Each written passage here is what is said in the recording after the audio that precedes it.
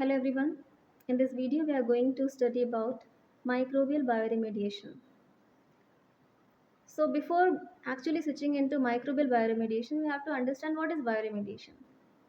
So bioremediation is a process by which biological microorganisms play a role in degrading the pollution contained in a soil or water. Okay. So here the word remediation is coming. Remediation is means to solve the problem. So remediation here, the problem is pollution. So using biological means, if you are trying to clean an environment, that is a solving a problem, that means it is bioremediation. Okay. So here we are going to see what are the basic processes which are involved in bioremediation and why a bacteria go through certain process so as to result into bioremediation process. Okay, so basically, what microorganism we include when we say microbial bioremediation is first is bacteria, fungi, and actinomycetes. Basically, these three microorganisms are responsible for bioremediation. The bacteria can be again aerobic and anaerobic, fungi, and actinomycete, which is nothing but the filamentous bacteria. Now, there must be some benefit that must be occurring in a bacteria so as to conduct some process, right? Bacteria is conducting bioremediation. What could be the reason? First of all, the organic site which has to be the pollutant site which has to be cleaned is the source of carbon. So when a bacteria invades to this soil, the bacteria gets carbon as a source of nutrient, right? First reason. Second reason, the electron that is generated by this organic pollutant enters into the bacteria metabolic processes and generates energy. So we can see here the organic pollutant can be the source of carbon as well as can be the source of electron, which ultimately provides energy to bacteria. Okay. Now, uh, whenever there is any electron is involved in any reaction, so there has to be a reaction between a donor and acceptor. The electron has to be transferred from the donor to the acceptor. So during this transition phase between donor to acceptor, the reaction happens and the reaction results into energy in the form of ATP. Alright. So this happens in case of bacteria. Okay. So the question is cleared, why bacteria is involved in bioremediation? Reason, first, it gets its nutrients. Second, it gets its free electron, because of which it is able to show all its metabolic reactions in the body so as to gain the required ATP in the cell. Okay. Okay. Next. Now here comes the concept of electron acceptor. These electron acceptors are the entity which accept free electron at the final stage. For example, if we consider uh, aerobic process, so in aerobic process, the ultimate electron acceptor is nothing but your oxygen. Okay, so what we see generally in even in plant photosynthesis, the reaction happens, and after electron transport chain, the free electron is accepted by oxygen. That's how the reaction happens. Similarly, in cell also, the aerobic cell, bacteria, the ultimate electron acceptor is oxygen. While in case of anaerobic bacteria, the ultimate electron acceptor can be nitrate, manganese, iron or sulfur. That means these are those ions which has the capacity to uptake free electrons. Okay. Now again, these all differ in their efficiency. So this is written in order of decreasing efficiency. That means nitrate has got maximum efficiency uh, for reducing, yeah. So followed by manganese, iron and sulfate. Okay. Also these microorganisms, because of uptaking electron, by the nitrate or sulfate or manganese, they also, during the process, they also get nitrogen and phosphorus, such kind of element, as their nutrients. So the two process happen simultaneously. One is the metabolic reaction in which the electron transport happens. Second, the nutrient uptake. So both are happening through the pollutant to the bacteria, and that's the reason why bacteria performs biodegradation. And specifically, if we talk about here, it is called bioremediation. All right, next. Now this slide shows you have a decreasing order of efficiency. I said efficiency of what? Reduction, electron reduction. I said aerobic, in aerobic respiration, the ultimate electron acceptor is oxygen. After that, denitrification, manganese reduction, nitrate reduction, iron reduction, sulfate reduction, methane fermentation, all these are reaction that happens, and all of them take electron as final electron acceptor and thus generate energy. But this diagram shows the order of their energy generation. So maximum energy is generated in the aerobic respiration, followed by denitrification process, followed by manganese reduction, and ultimately methane fermentation. So methane is what? An organic molecule. So as we can see here, the organic molecule generate least energy because that is absolutely anaerobic respiration that happens with the organic molecule compared to this inorganic ions like nitrate, manganese, and iron, sulfate, all this. Okay. Now, when certain bacteria attacks a certain polluted site, what happens? The bacteria needs to be rapidly growing in the area. Now, what's an average time of bacteria division? Like how, after how long it gets divided? It is 20 minutes usually for E. coli, we all know. So if you take a consortia of bacteria, that is a set of bacteria occurring in a particular site, you see the average doubling time is 45 minutes. Okay, so this has to be increased. Now, when a site is polluted by some extra source of contamination, what happens? This doubling time increases and it reaches till 10 to the power 5 bacteria within 1 week. So if there is any organic pollutant, say for example PCB is contained in an site, in a site. So and if you inoculate the site with some bacteria, for example 1000 bacteria, within a week it will be 10 to the power 5. Why? Because you have increased the site with carbon. So enhancement of site with carbon will lead to increase in bacterial growth. Okay, so that's why it attracts more bacteria and it divides more bacteria. So there is more growth in a affected area, contaminated area. Okay. Now, when we're talking about bacteria, there are certain metabolic modes, a type of metabolic modes that bacteria follow based on the presence of oxygen, like how much quantity of oxygen is present in an environment and what kind of metabolic mode is going to follow. The first is strict aerobe. Strict aerobe replicates only in presence of oxygen. Second is strict anaerobes.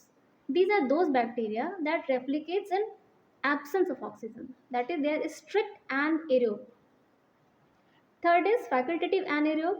That is, these are those bacteria which replicate in presence or absence of oxygen. That means the oxygen is not mandatory. Okay. Fourth is microaerophilic organism. This is the bacteria replicate only when the lower level of oxygen is present. So they have the capacity to grow even in the lower level of oxygen. So there are four types of mode of metabolism that happens in bacteria. It can be a strict aerobe, it can be a strict anaerobe, facultative anaerobe, or microaerophilic organism based on the demand of oxygen and how much it can tolerate the presence or absence of oxygen. Okay. Now, a few facts about bacterial respiration. So, obligate aerobes survives in presence of oxygen. Obligate means something which is mandatory. Okay. So, obligate aerobes are those bacteria for which the oxygen is compulsorily required. Okay. Second is facultative anaerobe can survive through aerobic respiration in presence of oxygen. So facultative is like it can survive also, it needs also, and it will survive even in absence of oxygen also. That is facultative, that is not mandatory. Okay, so that's the difference between obligate and facultative. Obligate is mandatory aerobes. It needs oxygen. Facultative is it may or may not live in presence of oxygen. It does not require, or even if you supply also oxygen, it will be okay. Third is presence or absence of oxygen determine the type of product formed. Definitely, when the product of aerobic reaction is different than the product of anaerobic reaction. Fourth, during anaerobic respiration, lactic acid, ethanol, and ATP is produced, and during aerobic respiration, CO2, water, and ATP are produced. So this is the major difference between aerobic and anaerobic respiration that happens in a bacteria as a part of metabolic reaction. So aerobic reaction will lead to complete oxidation, and complete oxidation will lead to the generation of CO2, water, and ATP finally. Anaerobic respiration is incomplete oxidation, which will generate lactic acid, ethanol, and ATP at the end. Okay. Now, which is more efficient out of aerobic and anaerobic? So, it is always anaerobic which is more efficient, and it produces more ATP than anaerobic respiration. Why? Because it is complete oxidation. It is a complete metabolic process. Anaerobic respiration is incomplete metabolic process. Okay. Now, based on the pollutant, like pollutant can be simple hydrocarbon, aromatic hydrocarbon, alcohol, ester, chlorinated carbons, nitrobenzenes, pesticides, all these are pollutant for a given site. Now, they have a relative order of biodegradability. For example, simple hydrocarbon is more degradable than the aromatic hydrocarbon. Why? Simple hydrocarbon do not have the aromatic chain or aromatic ring. So aromatic ring is not there, that is helping bacteria to break it even more easily. Again, as compared to alcohol, aromatic hydrocarbon are easy to be degraded. Now again, as compared to chlorinated hydrocarbon, alcohol and esters are easy to degrade by bacteria. Okay, so this is the order. Like pesticide is the most toughest. Pesticide is the toughest compound to be degraded by bacteria. Pesticide followed by nitrobenzene, then chlorinated hydrocarbon. For example, DDT. DDT is a kind of chlorinated hydrocarbons. So which is very difficult to be biodegraded. Okay, still if you see hydrocarbons comes in the list, first in the list, that is they are easy to be degraded. So this slide shows the increasing order of biodegradability among all the pollutants. Now this picture shows like bioremediation or biodegradation of pollutant requires how many things? First, it's natural attenuation. Natural attenuation is the natural process of reduction of the toxicity of compound. Okay, that is called natural attenuation. It can be by any microbe, and reduction in the toxicity should happen. That is natural attenuation. Now, this can happen either by biostimulation or by bioaugmentation. Now we need to understand these two terms. What is biostimulation and bioaugmentation, which are the important part of bioremediation? Biostimulation is when you add certain nutrients to the contaminated site so as to enhance the growth of microbes in that area. Now, when the microbes are grown in that area, definitely degradation will be fast. So, this you call it as biostimulation. Okay. Bioaugmentation. What is bioaugmentation? It's different from biostimulation. How? In bioaugmentation, you select certain species of bacteria which is more competitive. Okay?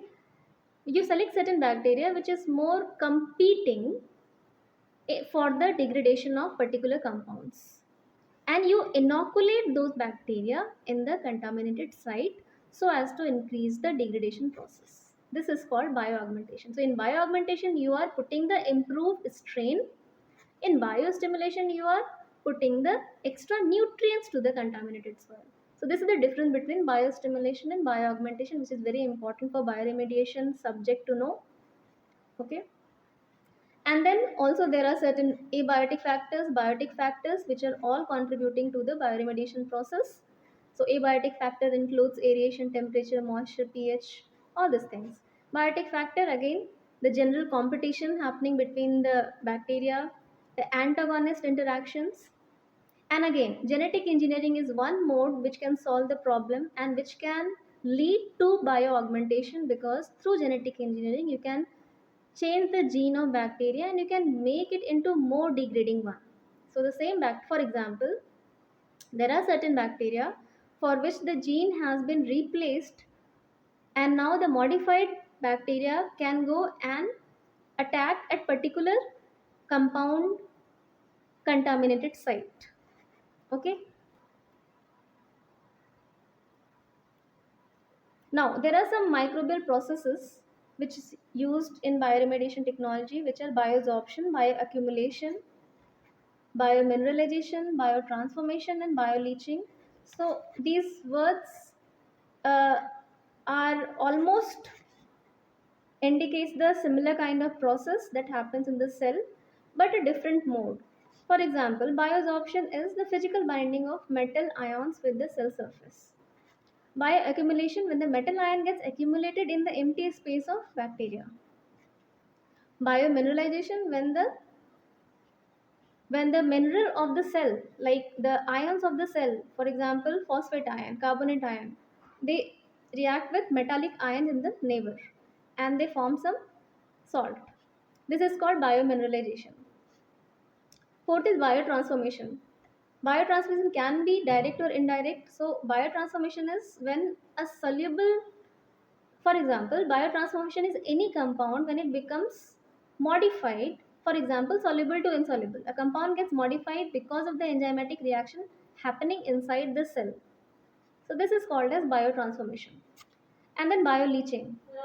The insoluble metal reacts with organic acid and forms soluble metal organic complex. So this is example of, these are the certain processes that happens in uh, cell.